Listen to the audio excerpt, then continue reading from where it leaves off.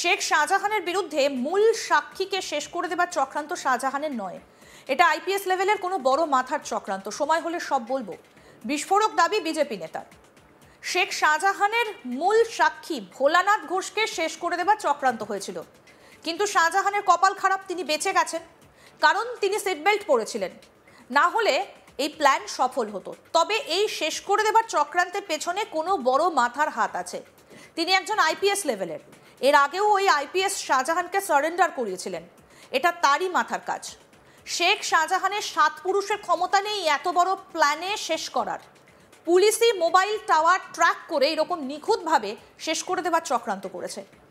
এই চক্রান্তের তদন্ত সিবিআই বা ইডিকে দেওয়া উচিত বলে দাবি করছেন প্রাক্তন সাংসদ অর্জুন সিং। কি বলছেন অর্জুন সিং, শুনবো। ভাবে ওর মাথাটা করা হয়েছে, এটা কোনো শুধু শাহজাহানের মাথার ব্যাপার না। এটা ইমিডিয়েট এনআইএ সিবিআইকে তদন্ত দেওয়া উচিত, কোর্টের মাধ্যমে হোক, যাই মাধ্যমে হোক। কেন শুধু শাহজাহান এইভাবে মার্ডার করাতে পারে না? এটা যে পুলিশ অফিসার ওকে সারেন্ডার করিয়েছিল, সিবিআই ইডি খুঁজে পাচ্ছে না, ও সারেন্ডার হয়েছে লোকাল স্টেট পুলিশের কাছে।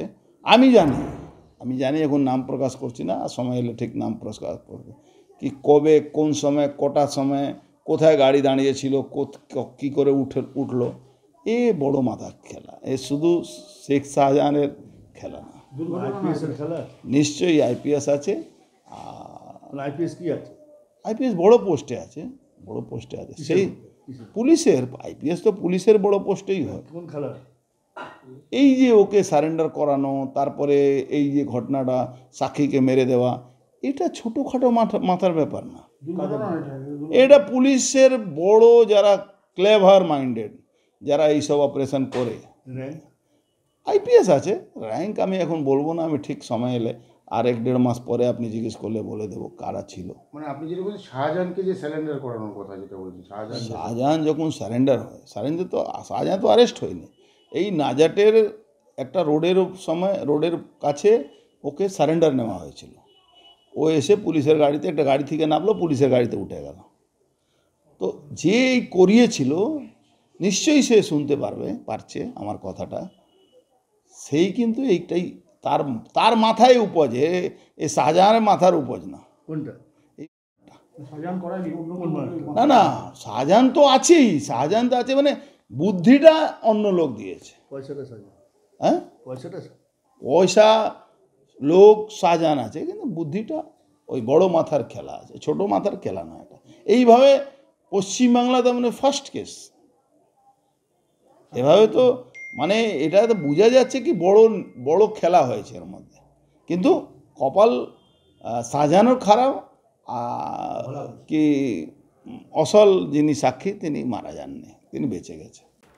প্রসঙ্গত বলি, হাইওয়েতে দ্রুতগতি ট্রাকের সঙ্গে মুখোমুখি সংঘর্ষ, আর তাতেই জানে শেষ হয়ে গেল সন্দেশখালীর শেখ শাহজাহানের বিরুদ্ধে সিবিআই এর দায়ের করা মামলার অন্যতম সাক্ষী ভোলানাথ ঘোষের ছেলে, মৃতের নাম সত্যজিৎ ঘোষ।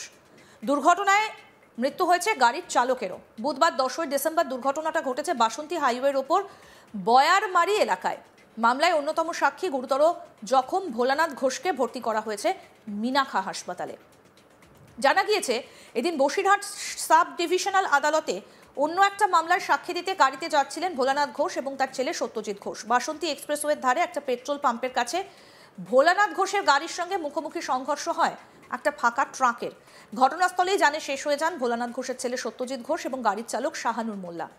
দুর্ঘটনার পর থেকে পলাতক ঘাতক ট্রাক চালক, তার খোঁজে শুরু হয়েছে তল্লাশি। আর এই দুর্ঘটনাকে ঘিরেই জল্পনা নাড়া বেঁধেছে। আমাদের প্রতিনিধি দীপক দেবনাথ কি প্রতিবেদন তুলে ধরেছেন, দেখব। দেখো, শাহজাহান মামলার অন্যতম সাক্ষী এই ভোলানাথ ঘোষ, তাকে যে খুনের চক্রান্ত করা হয়েছিল, সেই খুনের যে চক্রান্ত করেছিল সেটা একমাত্র শাহজাহানের মাথা থেকে আসেনি, এর পিছনে বড় কোনো মাথা, এবং বিশেষ করে আইপিএস লেভেলের কোনো পুলিশ কর্মকর্তার মাথা থেকে এই পরিকল্পনা আসছে, এরকম একটি অভিযোগ করেছেন ব্যারাকপুরের প্রাক্তন সাংসদ অর্জুন সিং। যদিও সেই আইপিএস অফিসারকে এই নামটি এখন তিনি প্রকাশ্যে আনতে চাইছেন না, বলেছেন সময় হলে 1-1.5 মাস পরে তিনি নিজেই সংবাদ মাধ্যমের সামনে সেই নামটি আসবেন। এবং তুমি জানো যে গত বুধবার তিনি যখন এই ভোলানাথ ঘোষ তিনি যখন বসিরহাট মহকুমা আদালতে যাচ্ছিলেন সে গাড়িতে করে, তখন একটি পথ দুর্ঘটনার শিকার হন এবং তার যে গাড়িটি ছিল সেই গাড়িকে মুখোমুখি সংঘর্ষ হয় একটি ট্রাকের, এবং সেই দুর্ঘটনায় কিন্তু এই ভোলানাথ ঘোষের যে গাড়ির চালক ছিলেন তিনি মারা গিয়েছেন এবং ভোলানাথ ঘোষের নিজের ছোট ছেলে তিনিও মারা গিয়েছিলেন, যদিও কপাল জোরে তিনি বেঁচে গিয়েছেন এই ভোলানাথ ঘোষ। এবং তারপরেই তার যেটি অভিযোগ ছিল যে তাকে যে খুনের একটা ষড়যন্ত্র করা হয়েছে এবং এই খুনের ষড়যন্ত্র করেছে শাহজাহান শেখ, এবং তিনি বর্তমানে জেলবন্দি, কারাগারবন্দি, এবং সেই কারাগারের ভিতর থেকে বসেই কিন্তু তাকে খুনের একটা চেষ্টা করা হয়েছিল। তার একটাই কারণ, সেটি হচ্ছে যে এই যে শাহজাহান যে মামলা চলছে সেই মামলার যে মূল সাক্ষী, অন্যতম সাক্ষী, তাকে সরিয়ে দেওয়া, তাকে নিকেশ করে দেওয়া, এই কারণেই কিন্তু তাকে এই খুনের একটা চক্রান্ত করা হয়েছিল। এবং তারপরেই আমরা দেখলাম যে এই অর্জুন সিং তিনি একটি বিস্ফোরক বক্তব্য করেছেন। তিনি বলেছেন যে একা শাহজাহানের মাথা থেকে এরকম ধরনের খুনের পরিকল্পনা আসতে পারে না, এর পিছনে বড় কোনো মাথা রয়েছে। কারণ তুমি জানো যে গত বছরে 2024 সালে যখন জানুয়ারি মাসে সেই শাহজাহানের বাড়িতে যখন ইডি রেড করতে যায়, সেই সময় ইডির কর্মকর্তারা সিএসএফ যে সমস্ত জওয়ানরা আছে, কেন্দ্রীয় বাহিনীর জওয়ানরা আছে, তাদের উপরে হামলার অভিযোগ উঠেছিল, তাদের গাড়িতে ভাঙচুর করা অভিযোগ উঠেছিল, তাদেরকে মারধর করা হয়েছিল বলে অভিযোগ। এবং এই অভিযোগ উঠেছিল কিন্তু এই শেখ শাহজাহান এবং তার দলবদলের বিরুদ্ধে। এবং ওই ঘটনার পর যখন তার বিরুদ্ধে মামলা হয় তখন কিন্তু তাকে খুঁজে পাওয়া যায়নি, তিনি পলাতক ছিলেন। কিন্তু মানে হঠাৎ করেই এই শেখ শাহজাহানকে কিন্তু এই একজন আইপিএস অফিসার, যেটি মানে অর্জুন সিং যেটি জানাচ্ছেন যে সেই সময় কিন্তু এই আইপিএস অফিসারই কিন্তু তাকে সারেন্ডার করিয়েছিল। সুতরাং এই ঘটনার পিছনে, এই যে খুনের যে একটা ষড়যন্ত্র ভোলানাথ ঘোষকে, তার পিছনেও কিন্তু সেই আইপিএস অফিসারেরই হাত রয়েছে, তারই পরিকল্পনা রয়েছে, এবং তার পরিকল্পনা থেকে এরকম একটি ঘটনা আসছে। এবং তিনি এটিও বলেছেন যে প্রাক্তন যেই কেন্দ্রীয় মন্ত্রী, যেরকম তৎকালীন যে সমস্ত মন্ত্রী ছিলেন, রাজেশ পাইলট থেকে শুরু করে মাধবরাও সিন্ধিয়া, তাদেরকে যেই হত্যা করা হয়েছিল, সেই পিছনেও কিন্তু বড় মাথা রয়েছিল। ঠিক সেরকম ধরনের বড় কোনো মাথা কিন্তু এই যে শেখ শাহজাহানের যে অন্যতম সাক্ষী, মূল মামলার অন্যতম সাক্ষী, একে খুনের একটা চক্রান্ত করা হয়েছিল। এবং তিনি বলেছেন যে একে বাঁচাতে, মানে ভোলানাথ ঘোষকে বাঁচাতে কিন্তু কেন্দ্রীয় সরকারেরই নিরাপত্তা দেওয়া উচিত, কারণ রাজ্য সরকার নিরাপত্তা দিতে পারবে না, কারণ রাজ্য সরকার নিরাপত্তা দিতে ব্যর্থ। এই রাজ্য সরকারের পুলিশই কিন্তু এই ভোলানাথ ঘোষের মোবাইল ট্র্যাক করেই কিন্তু তাকে খুনের চক্রান্ত হয়েছিল। সুতরাং তার উপরে আর বিশ্বাস করা যায় না। পাশাপাশি তিনি আরেকটি মন্তব্য করেছেন, যে তিনি বলেছেন যে সীমান্ত এলাকায় হিন্দুরা কিন্তু আক্রান্ত হচ্ছে, বা পরবর্তীতে হিন্দুদের উপরে আরো বড় কোনো ধরনের হামলা হতে পারে বা আক্রমণ হতে পারে। তো সেক্ষেত্রে কেন্দ্রীয় সরকারের এই বিষয়টি গুরুত্ব দিয়ে ভাবা উচিত, কারণ যেভাবে একদিনেই বাবরি মসজিদ নির্মাণ হয়ে যাচ্ছে, বা বাবরি মসজিদ, বাবরি নামটা বারে বারে চলে আসছে, বা বাবরি মসজিদের নামে যেই অর্থ তহবিল করা হয়েছে, বিপুল পরিমাণে যে টাকা আসছে, সেটা কিন্তু খুব তাড়াতাড়ি হয়ে যাচ্ছে। তার অর্থ যে হিন্দুদের নিধন করো, সেই নিধনের যেই পরিকল্পনা, সেই পরিকল্পনাই কিন্তু এই বাবরি মসজিদ বা এরকম ধরনের কর্মকাণ্ড। এবং সেক্ষেত্রেই তার মন্তব্য, যে অর্জুন সিং এর মন্তব্য, যে কেন্দ্রীয় সরকারের এই বিষয়টি গুরুত্ব দিয়ে দেখা উচিত, যেভাবে ভোলানাথ ঘোষের উপরে হামলা করা হয়েছে বা তাকে খুনের যে পরিকল্পনা করা হচ্ছে, খুব গুরুত্ব দিয়ে এই বিষয়টি দেখানো উচিত, যাতে হিন্দুরা সুরক্ষিত থাকে। কারণ হিন্দুদের একটা নিধন করে দেওয়ার একটা পরিকল্পনা কিন্তু চলছে।